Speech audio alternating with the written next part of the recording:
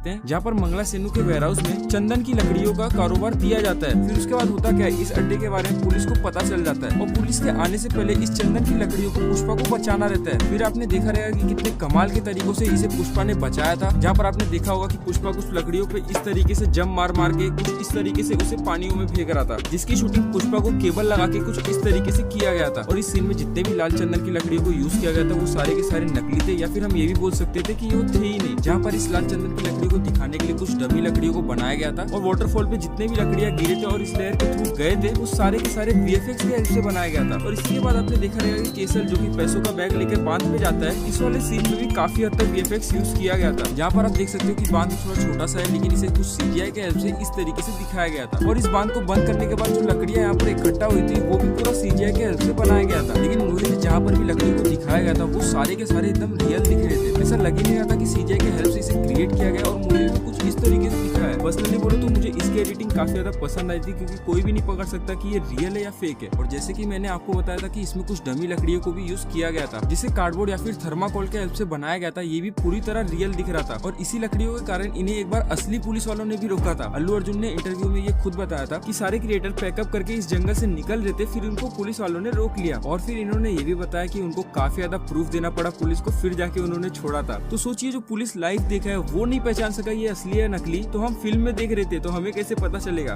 तो अब हम चलते हैं हमारे अगले सीन की तरफ, जहाँ पर आपने देखा होगा कि पुष्पा राज की शादियों की बात चल रही होती है। इस वाले सीन का भी आप बिहाइंड द सीन अपने स्क्रीन पे देख सकते हो कि इसे कैसे शूट किया गया था। और इसी शादी वाले सीन में एक इंसिडेंट हो जाता है, जहाँ पर पुष्पा की माँ को कुछ इस तरीके से चोट लग जाता है और फिर पुष्पा अपनी माँ को एक हॉस्पिटल में लेके आता है और वहाँ पर एक फेमस डायलॉग का जन्म होता है। उस हॉस्पिटल वाले सीन को भी आप अपनी स्क्रीन पे देख सकते हो कि कैसे शूट किया गया था। और अगर आप अल्लू अर्जुन के पक्के फैन हो तो मुझे बताइए कि इस वाले सीन में कौन सा डायलॉग का यूज हुआ था जो आने वाले समय में काफी ज्यादा फेमस हुआ था।